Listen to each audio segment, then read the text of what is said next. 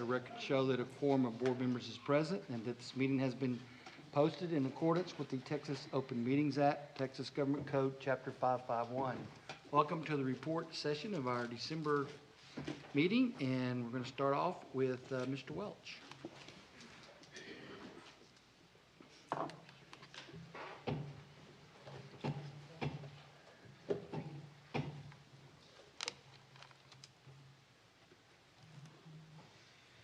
We have a few things to update you on there's pictures for Marine Creek Middle School and where we're at in certain areas of this project for the December update. Area A, looking at the front entrance, hopefully within, say, first week of January, all that massive curtain wall and the front doors, well, the front doors won't be, but the massive curtain wall will be in place. And so it's going to change the dramatic front part and the back area also. So we're looking forward to that. The roof hopefully will be, as of today, if you look in that picture, you see the little skylight. Those are being mocked up to put the glass in that as on both sides. It's one in the front and one in the back. So once they complete that part at area A, then they'll put the rest of the standing seam roof on there. So they wanted to do that first before they did want to step on the indent up possibly the standing seam. Same thing with the media center. This is from the front looking right down the main hallway. Again, it's been measured for the glass, and hopefully the next couple of weeks, that whole front, when you drive by, will just be, start to see it. And also to help close up the envelope on the building, so our heating source, and we can start putting in some of our flooring and our ceiling tiles in. Area B, this is on the first floor, the science area. So the first thing you see is the sheetrock and the tape and bedding that's occurring in that area. So it all has that distinctive construction smell when you go down that hallway, and that's one of the science rooms. And so we have a heater in there so we can keep the tape and bedding moving along. They came in and measured for the casework, so we'll hopefully get that in February, those final product, and they poured the stairwells this week also. And on the kitchen, this is in the back end of it, but the serving line is going to go in this week also, so they're coming out, and so it's kind of it's a good feeling to have. Usually the kitchen area and the serving line are one of the last things you get, so it's good to get that out of the way early.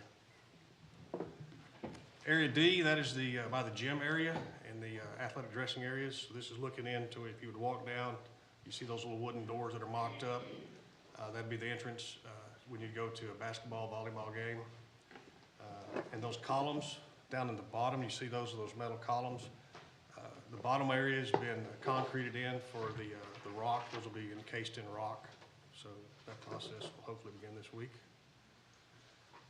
And this is the back end. I kind of took this one for, you can see I'm working on putting the standing seam roof on area B, but also you can also see the massive rock cutting machinery there for the landscaping. So wherever you go in our district, it seems like it is, if you're on a hill, it's going to be constantly limestone rock. So we were happy that they used the rock cutting instead of some type of backhoe, which would be, it would just make a larger hole in the ground and wouldn't be consistent. And the track area, so you got the asphalt trucks and they're laying it down, and they have finished that process. So we were happy to get the asphalt down, and I want to show you this one. They're actually pouring on the other side with the asphalt, but also the main, there's two courses on there to get the playing field surface ready. So they have put the final grade on in that area. And they're going to pull off for a couple months, then they'll come back and finish they'll put the final surface on, and they'll put the turf down. They're going to wait till it gets a little warmer and you really don't have to monitor it. If you put it in, then you're going to monitor it. And the tennis courts, we're also supposed to start this week on that, so that crew has delivered materials to the site also on that. But it's moving right along. Any questions about the Marine Creek progress? We have some other construction projects I just want to give you a quick update on. The Copper Creek Elementary School, that elementary is out to bid, so it'll be out. It's out on the street as we speak. It'll come in January. It'll come to the board for a general contractor recommendation in February with a March 1st start date. The Highland, Creekview, and Gilliland We have secured the movers and the storage for that in January to begin. And later on tonight, we have an action item for a general contractor. Security upgrades and the Bryson Elementary, Eagle Mountain, and the Boswell renovation, we're still finishing the final touches on those, and those will go out in the street in January. On the capital improvements update, on the safety and security on the 8 elementaries that we did, we're just finishing up on each one of them, some small punch items, and getting ready to get their little security cards. And so some of those have them, but a lot of the schools don't, so we're working on getting all that completed. On the ADC carpet, we have that planned for this after Christmas, and we have completed the Halfley VCT project over Thanksgiving. And that's just a quick update on construction and capital projects. Any questions? Thank you, Cleve.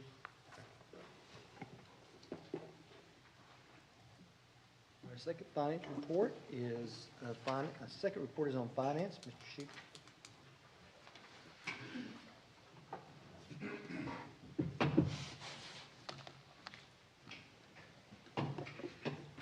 Good evening.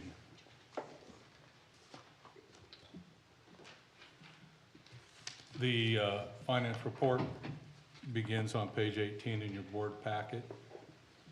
Page 19, I'm going to go over a few things that we've been tracking and continue to track as we move forward. Page 19 is a historic comparison of TAVs and bonded debt. And we've been trying to accelerate pay down, and you can see that we had paid about $18 million in principal in 2016, $11 million in 2017, right at $10 million in 2018, but we did issue 42, and we issued and paid down about $14 million is what we anticipate paying down.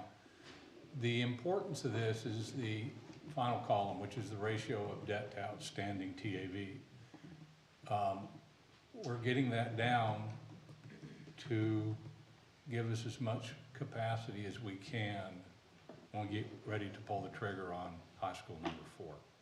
So we watch this. It's not the only number we watch, but it is fairly critical, and we do try to accelerate principal pay down. Page 20. Please interrupt me if you have any questions. Page 20 is an analysis of the history of fund balance, and I threw this in. We have been watching this. In the recent rating calls, both S&P and Fitch made the comment that our ability to grow fund balance and the stability of our fund balance were factors that led to us maintaining our AA status. You can see that since 2013, fund balance has grown by right at $9 million.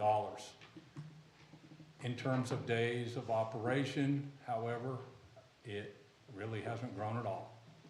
So we have these rating agencies that are happy that fund balance is growing, but board policy is 90 days. And if we keep the addition at 1,500,000 in surplus a year, we are never going to catch up to the 90 days. So we're looking at current year's about 2.2 million, and I think we're pretty well on track. And right now we're changing, depending on how you wish me to move, the projection for 2021 and 22 to a $2 million addition to unrestricted fund balance per year. That will slowly increase the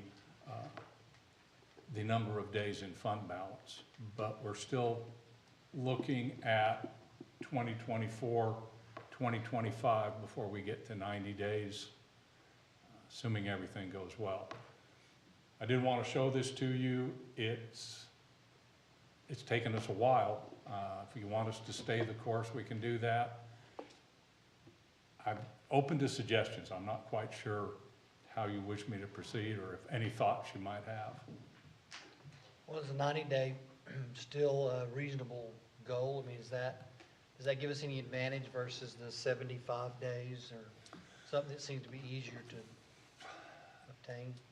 90 days in a fast growth district is a good goal, but normally that assumes you are tapped out on your tax rate, which we're not. Keeping our tax rate where it's at with the additional pennies available is the equivalent of having money in fund balance.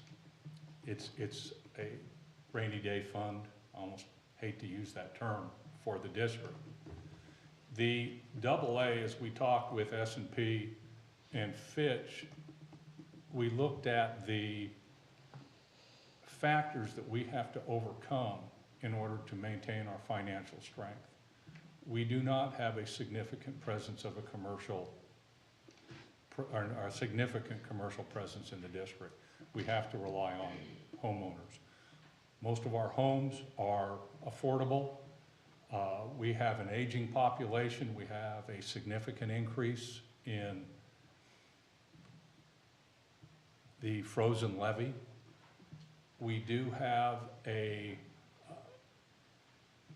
fast-growing district. We're going to continue to have capital demands. All those factors we've addressed well over the last several years. I don't want to get away from a 90-day goal, but I want to make sure everybody understands that we very well could be 7 years away from attaining that goal. And I want to make sure we're all comfortable with going at it gradually with the knowledge that we have the 13 pennies that we're going to do our best not to touch.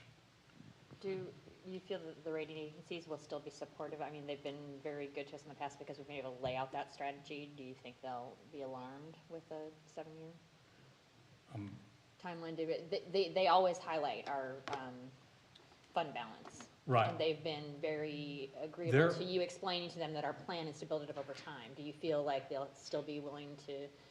One of the things us the both benefit of of the them doubt on cited ratings. was our long-range planning and our willingness to adapt those plans to circumstances, in particular, giving some of the hiccups that we've had over the past few years. They've been very happy that one of the first things we did was recast our long-range plans. They're happy with fund balance and what we've done with fund balance. But I also know that in my mind, I would be pressing more to go to the 90 days if we didn't have the 13 pennies. But their magic number is not 90 days. I mean, that's not the rating agency's number that they're looking at.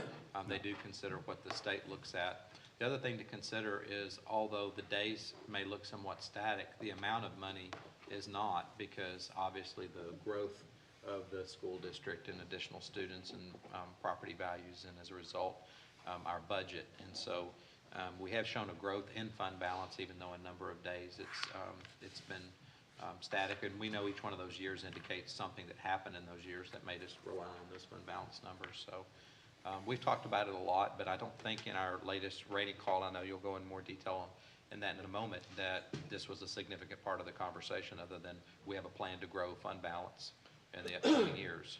They're pleased with, they know what we faced because we've been very quick to inform them when we've had an issue.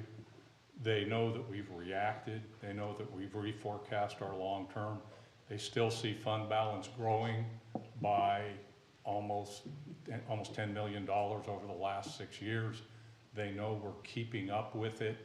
I mean, we're AA, and for a district that has our characteristics, to maintain a AA is rare. More stable districts that have a larger commercial component, they have the ability to maintain a AA status much easier than we do. We have to fight pretty hard to keep our financial position adequate. So, but I want to make sure everybody's aware we're maybe 7 years away from attaining the 90 days if all goes well. The other issue or set of factors, we have a lot. This year we started school earlier. We had employees report earlier. We started school a little earlier. Both of those created accrual issues in the financial statements, negative accrual issues. We have maintenance tax notes. We have the timing of capital projects that CLEAT goes through. We also have lag funding. These are all factors that aren't truly reflective of the days of operation we have. We could go through and try to modify that down to an actual operating number and take some of the accruals out if you'd like us to do that, but it's going to be really difficult to describe, and I would prefer not to do it if we're comfortable with what is currently happening.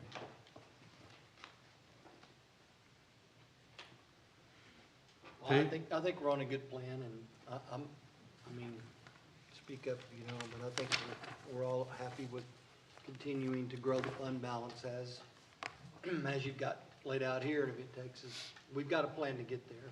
You know, at some point, there may be a choice between growing the fund balance and some other project that comes up that we're not have enough funding for, so we're aware of that also. Yeah, and we'll continue to forecast this out and track it.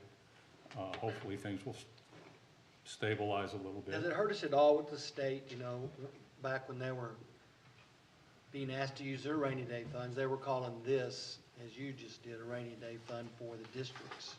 So We emphasize fund balance and we emphasize the 13 pennies.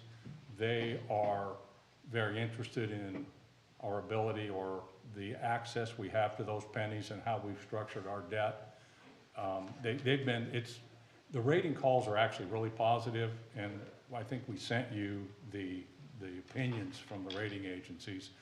They're very, very positive. In fact, I don't remember, I think it was Fitch, but it may have been S&P, that said the only thing that's going to keep us from getting a AAA rating is the finance system in the state of Texas. Has nothing to do with our management of our finances, which I was pretty. What about the state legislature, though? That's what I was referring to. Like the first report. Yeah, things like are that. they,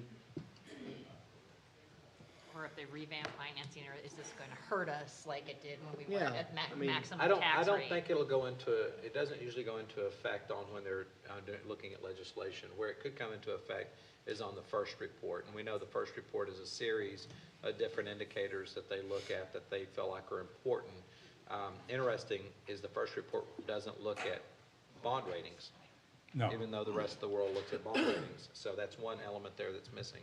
But it could come into play there. I don't think we're at a number even close to us being an issue with the state. No. We are in the 70s. I don't think that's an issue at all. No. There's districts with far fewer days of operational fund balance. And one thing that gives us some security is we just had a rating calls, a couple of weeks ago, and to be reaffirmed AA- with positive outlook is huge. So I think moving forward, we're in a very, very good position. Otherwise, we would not have been able to get. I know Jim's going to go over details on it, so I won't steal the thunder, but we're in a very positive financial position. I mean, there are a lot of districts that went to maximum rate and used that to build up fund balance, and there are some districts around us that have quite significant fund balance, as far above, in my opinion, what they need. And at that point in time, they have become a bank for the community. Those are funds that could be going to classrooms, both of which I'm not a fan of. And you mentioned, that's a very good point. Some strategies districts use is the rainy day fund concept. Ours is more of an operational savings account that manages cash flow. It's a different philosophy. In those other districts, they may grow a very large fund balance, and then when things happen, they will have deficit budgets for 2 or 3 years in a row. But as we know, deficits are usually built on personnel, and if you don't have a way out of that, which is usually to do with the state giving more dollars for the basic allotment, you're in a trajectory that you can't manage yourself out of unless you reduce staff, which some of those districts have done. In our case, we've not done it that way. We've managed it more carefully on a year-to-year basis and have not run deficit budgets. In fact, when we felt like we're going to have a deficit budget, we've managed through the year and even had a positive or a neutral, if you will, budget. So I think a lot of it's philosophical in a way, because some people build those up going someday the state may cut and then we'll be a deficit for a few years, get down to a number, grow it. But as you said, we don't want to become the community's bank. to hold those dollars in that way. We'd rather manage from year to year. Yeah, and that is my philosophy. I mean, one of the reasons we do the long-range forecasting we do is to make sure that we don't have something coming down the pipe that could create a problem. It also allows us to, within our means, put as much as we can into the classroom. And those are my two It goals. also allows us to keep our tax rate. We're not at the maximum we No. could be. We have 13 additional pennies. We could get to 90 days in, I don't have a number in my head, but very quickly, 1 year. 1 year, but we'd raise taxes for our community. So we've not done that. Yeah, or you've not done that. You've really been careful about that not being on the table unless, God forbid, there was an emergency in the future. So we're treating those 13 pennies as an emergency fund if the state did something during a legislative session that was unexpected, rather than using them to generate fund balance. The next sheet I want to talk about has to do with the governor's proposal to cap property taxes at 2.5% growth each year. And the question is, what would that cost us? Well, the cost would be the increment between what the natural growth would be and the 2.5%. And depending on what the growth is, that number can change. I picked 8%. It's just a number that historically, at least in the last several years, has been accurate. The number, as you look at that, the impact of going to a 2.5%, I've got stated as $2.9 million. That's the M&O impact on us. That would be per annum. The interest and sinking impact is $932,000. Those are not worst case numbers, but those are bad. I mean, that's as bad as it's going to get. We are noticing a significant increase in the number in the frozen levy. People over the age of 65. People don't move out of this community. Once they get here, they stay. So as people age, their taxes freeze, and the 2.5 wouldn't have any impact. So we're seeing a real increase in the frozen levy. We also have a relatively high mobility rate. So we are seeing somewhat of a churn in existing residences, which once again negates the impact of the property tax cap. And the third piece has to do with the construction of new homes, which once again negates the impact of the 2.5%. There's still going to be an impact, it's still going to be negative, but this would be a maximum. In looking at the jump in the frozen levy the last couple of years, the actual impact could be a third of what's listed up there. We have like a really core of people who are hitting age 65 and they have no intention of going anywhere. So, which it works for me. I'm happy to keep them. So we are looking at this is a potential hit. The other part, which I'm not sure about, has to do with the INS impact. We have a contractual obligation. We have projected an increase in revenue beyond 2.5% in order to make our payment. I don't believe that legally they could make that cap apply to interest and sinking fund revenue unless they were going to support the difference. I've talked to a couple folks, they feel the same way. The reality is I don't think the 2.5% cap is going to go through, mainly because the state can't take the budget hit. It would cut their budget dramatically. And the only real money they have in addition to what they had the last biennium has been from the transfer of property taxes from school districts to the state of Texas. I think it was $2.4 billion in the current biennium, and it's very likely to be more than that in the upcoming biennium. I just don't see this happening, but tax reform is probably the single largest issue that is being discussed in the legislature, pre-legislative session.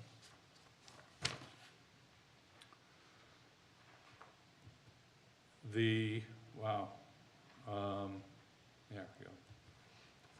The last piece that's in your board packet on pages 22 through 24 has to do with the results of the bond sale we had on the 4th of December. We did go out to market. It wasn't the day we had chosen. We had chosen that Wednesday. That was a national day of mourning for President Bush. So we accelerated it back to Tuesday, which I'm glad we did. Most people pushed it back. It was a heavy day, but not all that heavy, which is good. We had forecast a 4.39% true interest cost. We came in at 3.89. That is 0.5% below the estimated cost. That is right at about $200,000 a year. In addition, we had we had 4 times as many orders as we had bonds to sell. We had $40 million worth of bonds, $176 million worth of orders. That's really nice because even after we close, we can keep them bidding behind the scenes. We've closed it, we know they're sold. We picked up another $30,000 a year in savings from bidding subsequent to the close of market.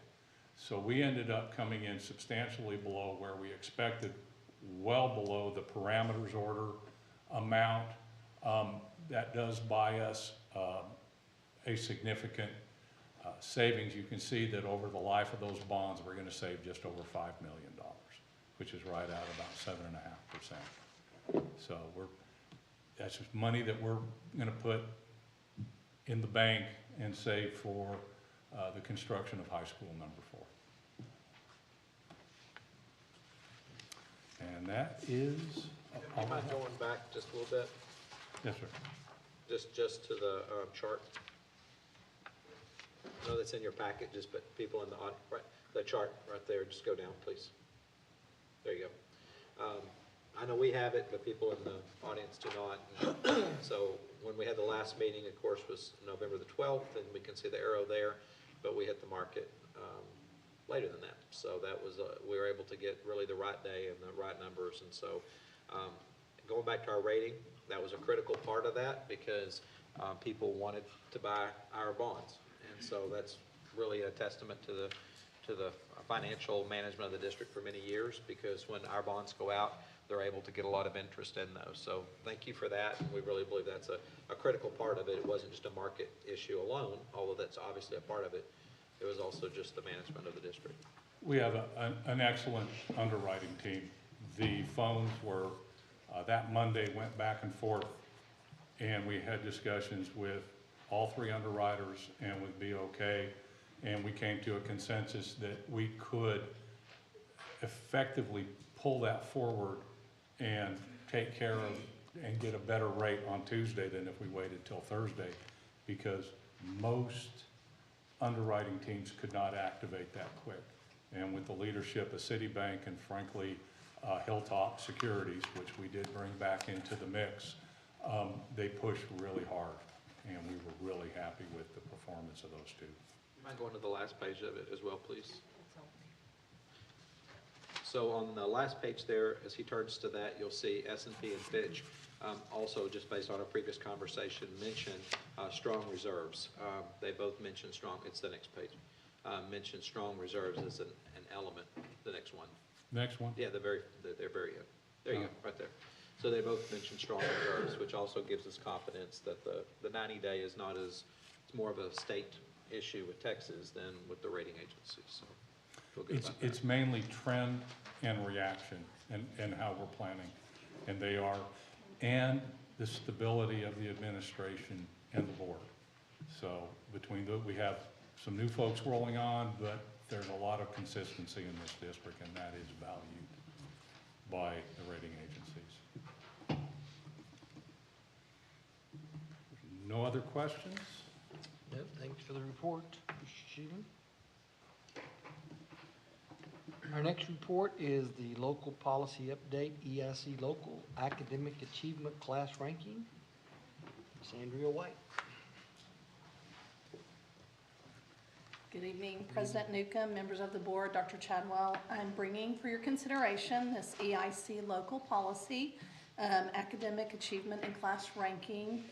This policy is being updated to reflect current years of our students and to reflect language for our current courses and weights for class rankings.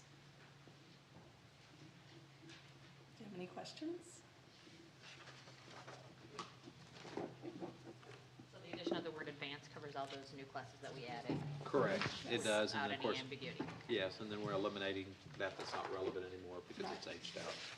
That's correct. EIC is a frequent flyer in the policies, I know we've said this many times, but, so I won't promise you that it won't come back at some point, but right now, there's very minor changes on this one, a lot of deletions. Any questions? No, thank you. Well, that concludes the report session. Everybody's thrilled about that.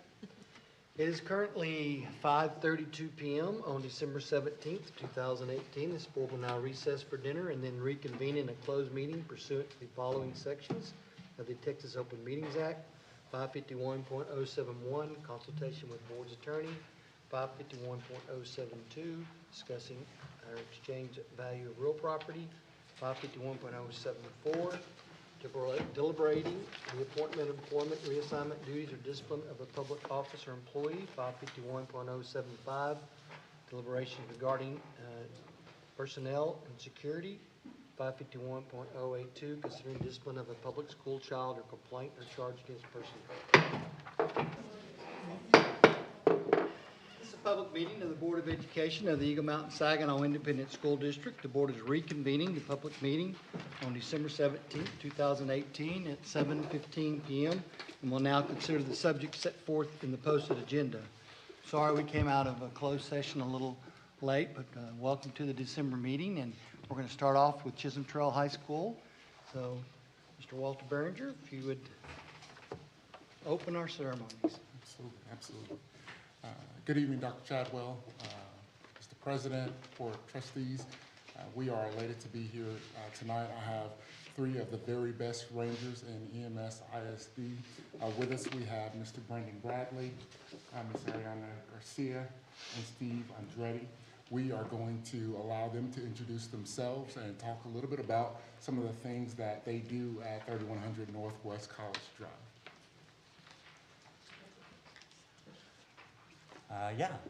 My name is Brandon Bradley. I'm a senior here at Chisholm, and I am involved in almost everything that we do. I am president of the debate team, vice president of Thespians. I run the improv club. I'm also an officer in student council and involved in NHS, and basically just help out around the school where I can. Outside of school, I do programming and robotics. In fact, my sophomore year, we made a robotics team that has placed quite well, 11 out of 40. And I intend on going to the University of Texas at Austin after the school year's over. In fact, I got my acceptance letter just last week. So,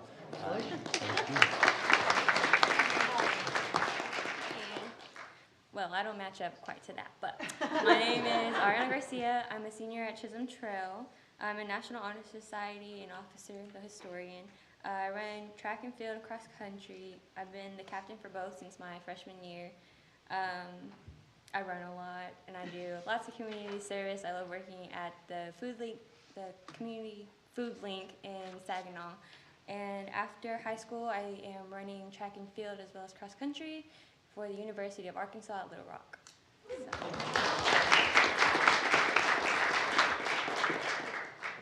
My name is Steven Andrade. I'm go to Chisholm Trail High School.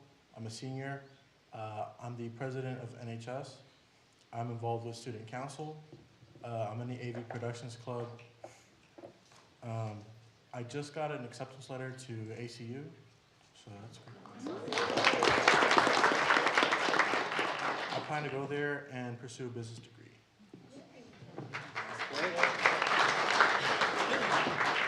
We ask that you all stand for the Pledge of Allegiance.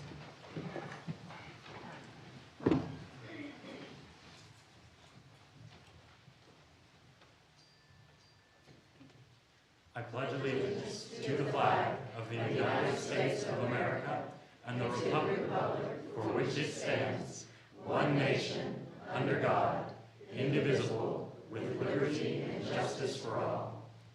The Texas flag. Honor the Texas flag. I pledge allegiance to thee, Texas, one state, under God, one and indivisible.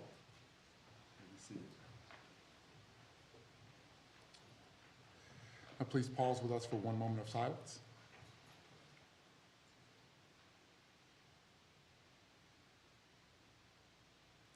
Thank you. Please be seated.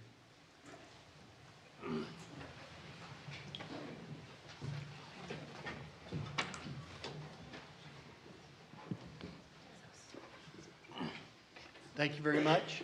Appreciate the opening ceremony tonight led by Chisholm Trail High School. We now have some special recognitions, and the first one, I'm going to call on Mr. Sean Bell.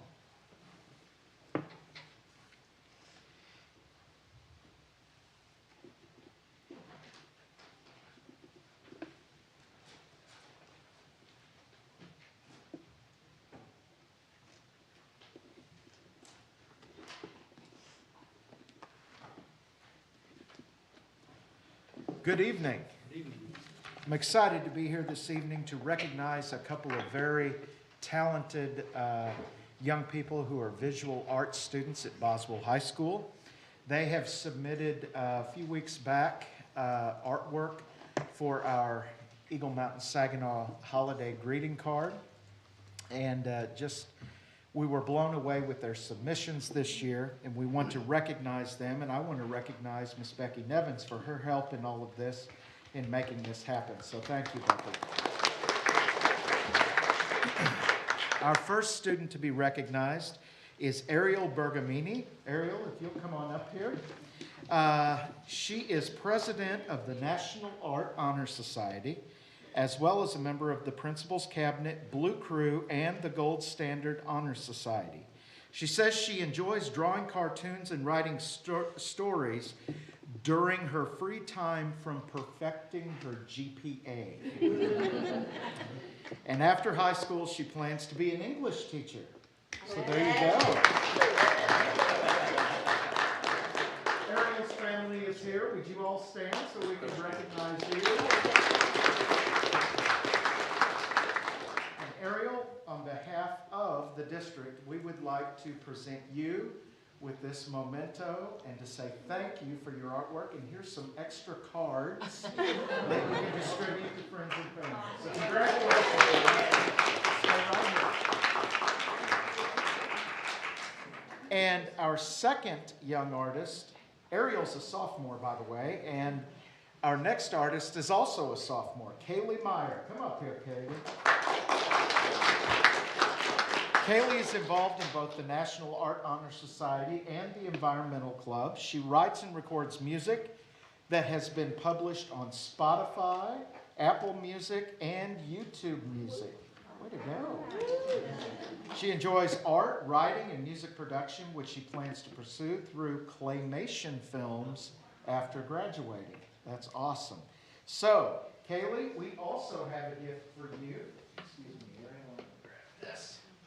And this is for you, my dear, and some extra cards as well that you can distribute to friends and family. And Kaylee, she has family here. Did you all stand and recognize?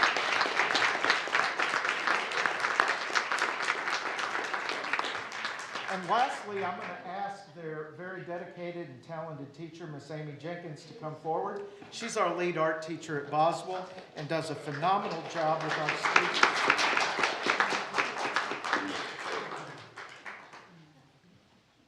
And Miss Jenkins, we have something for you, and that is a copy of each of the cards for you to keep as a memento and to say thank you for your great work with these young people.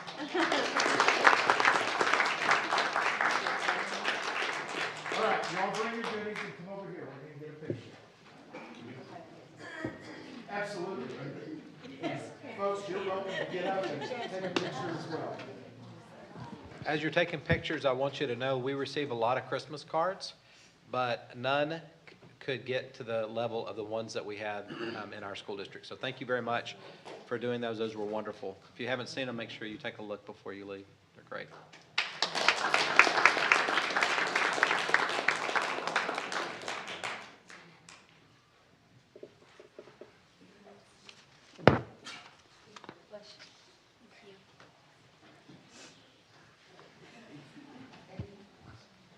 Congratulations. All right, next, we have another special recognition, and Megan? Yes, I don't know if I can top that. I didn't draw anything for you, at least not yet, and I can only draw Snoopy, and it's not even that good. So, so we're just going to move on to this recognition. Each year, January is designated as School Board Recognition Month, and what we want to do today is issue a proclamation. That's done at the state level, and we would like to read a proclamation to designate January as a School Board Appreciation Month for our district here. The theme this year is planting seeds of success, which I feel is very appropriate as we're growing and we're expanding, and the board has such an important role in that. As part of this recognition, each campus invites its adopted board member to be a part of its campus activities. We celebrate the support of our board members all year, but January is the time that's set aside to recognize your contributions to our district. So without further ado, I'd like to read this proclamation. It's a long whereas, so work with me. Whereas the mission of the public schools is to meet the diverse educational needs of all children and to empower them to become competent, productive contributors to a democratic society and an ever-changing world.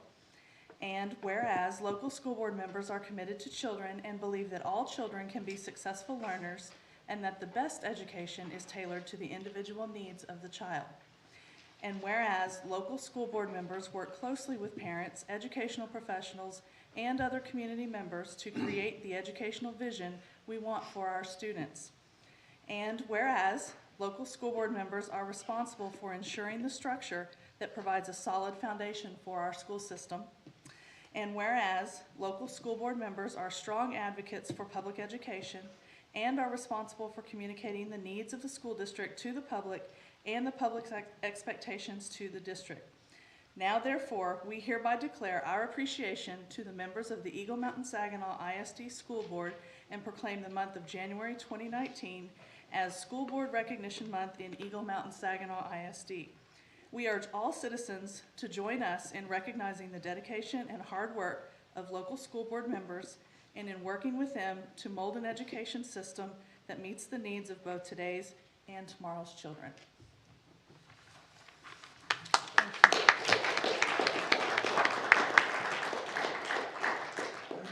Thank you, Megan. I know we all look forward to meeting with the schools that will be recognizing us this month, and it's always a great time for us to be involved in that, so thank you very much. We have some special introductions tonight, so I'll call on Mr. Cleet Welch. At this time, I'd like to introduce our new Director of Operations, Dwayne Jones. He's in the, right here behind me. Come on up, Dwayne.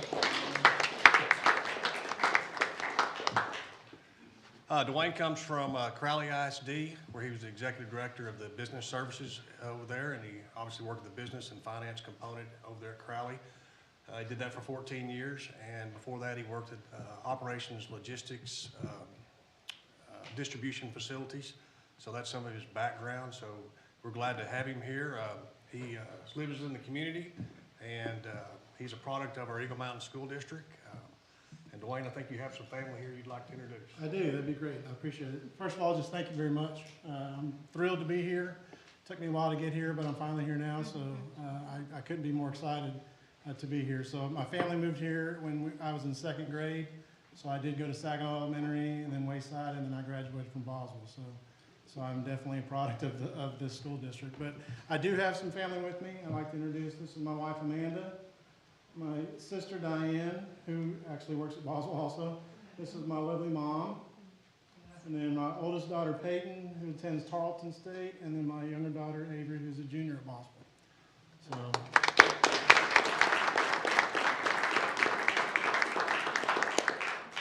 thank you again, and like I said, couldn't be more excited to be here, so I appreciate the opportunity. So, Welcome, Dwayne. We're glad to have you. Thank Look you. forward to working with you. Appreciate it. Anyone sign to speak? Okay. This is a great time to leave if you would like, because we're headed into the action items.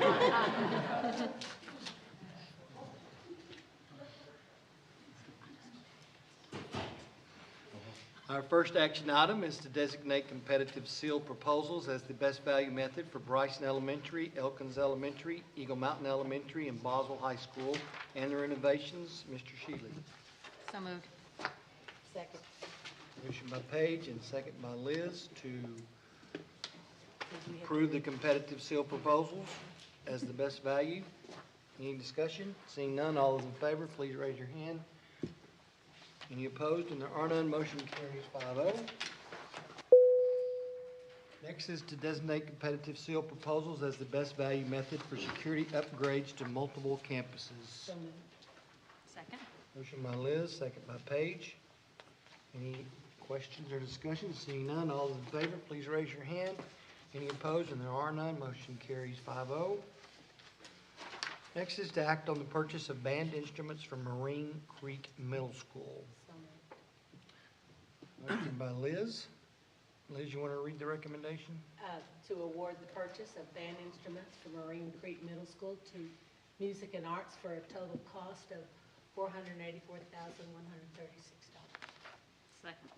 Motion by Liz, second by Paige. Any questions or discussion? Seeing none, all those in favor, please raise your hand. Any opposed? And there are none. Motion carries 5-0. Next, to act on bids and proposals. And first one is the extension of proposal for landscaping services. I move we extend the agreement with American Landscaping Systems for landscaping services and lawn and ground maintenance for the first option year, which will expire March 31st, 2020. Do I need to say the estimated cost? Yes. The estimated annual cost would be $894,596. Second. Motion by Paige, second by Liz. Questions on this? Seeing none, all those in favor, please raise your hand. Any opposed? And there are none. Motion carries 5-0. Next is to award the contract for Highland Middle School, Creekview Middle School, and Gillen Elementary School renovations. Mr. Shealy.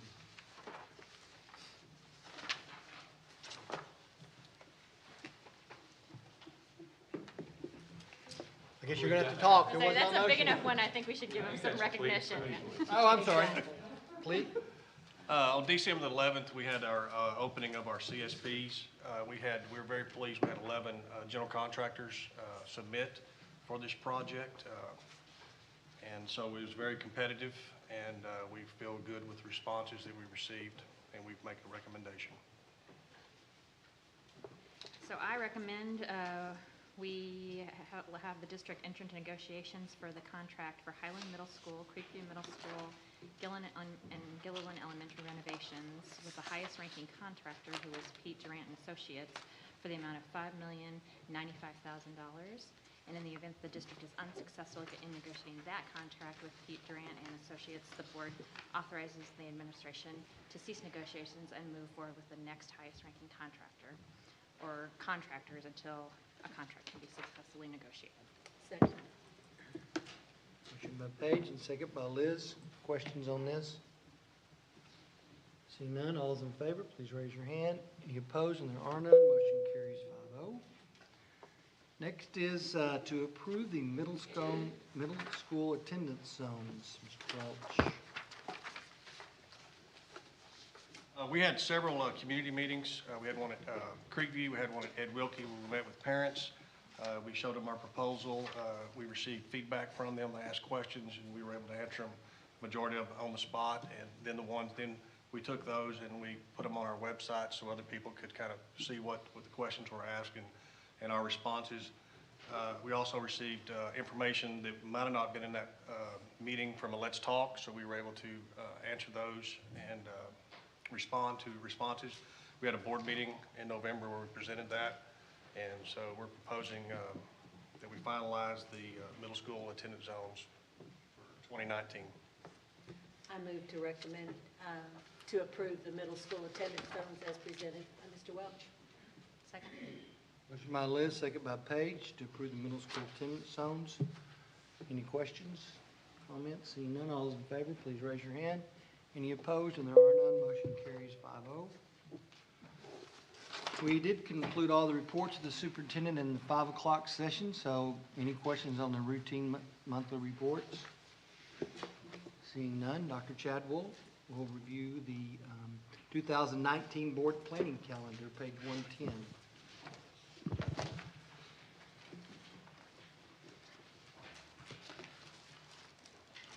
Let me just say this, I just want to thank Clete and his group that did that attendance zone, because we used to try to figure that out here in the board room years ago, and then we got smart, and let y'all do that, or others. So, that's obviously, you know, to be commended, because we don't have a bunch of people here griping about what you did, so.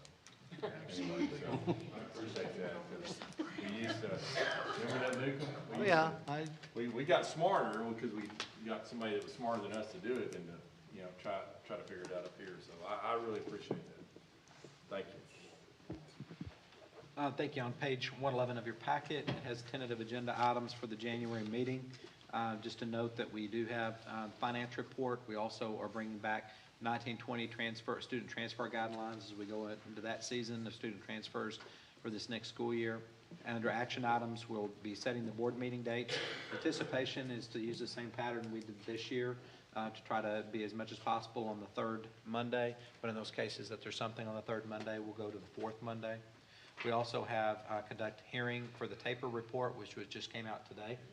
Was just posted today, so we haven't reviewed that yet. It just came out this afternoon. We also have the approval of the financial audit. The auditors have been working with us very diligently for the last several days. We also have the adopt order to call the 2019 school trustee general election, act on bids and proposals. Thank you. Any questions on that? Of course, if there's something you want on the January agenda, as always, please contact myself or Dr. Chapel. Next is the consent agenda for approval. I move we approve the consent agenda. Second. Motion by Paige and second by Liz to approve the consent agenda. Any questions? Seeing none, all those in favor, please raise your hand. Any opposed? And there are none, motion carries 5-0. That brings us to board president announcements. I want to thank everybody for their well wishes and get well cards and kind thoughts as I went through back surgery 2 weeks ago today. I'm recovering, getting a little better each day, so thank you for that. I will point out to the board that item C in that routine monthly report was the whole board agenda for every month in 2019. I'll just call your attention to that. You've been designated school now, so try to attend as many of those activities as possible. And thank you to everybody for our goodies that we had up here at our place and the cards. They came from various staff and schools, and we appreciate each one of them. And other than that, have a Merry Christmas and Happy Holidays. Dr. Chadwell? Yes, sir. This Wednesday, we have the holiday open house. Back where we're sitting right now will be full of student entertainers. I know several of you in this room are here at that event. It goes from 9 until 3, and if you leave hungry, then you have a problem, because there's a lot of food and a lot of entertainment. It's a really great day. And so just invite you to be a part of that, and come once, come often. It'll be fun. We also have, when we come back, obviously School Board Recognition Month. That's always a good time. I know that you'll be recognized at our campuses, and I just really, again, appreciate all the work that you do to support our school district. We also have the STEM Showcase, if you would mark your calendar, for January the 24th at the Hollenstein from 5 to 7:30. And we did that for the first time last year, and it was an incredible event. I know you were a performer. I have to call you a performer, because he was a magician last year, did an excellent job, and was outstanding. Hopefully you're going to come back this year too, maybe with the robot. I'm not sure. So it was an incredible night.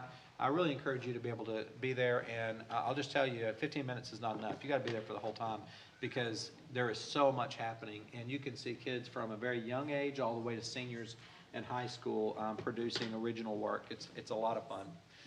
Also, just want to mention, also on February the 11th, we have the EMS ISD Fine Art Showcase at the Bass Hall.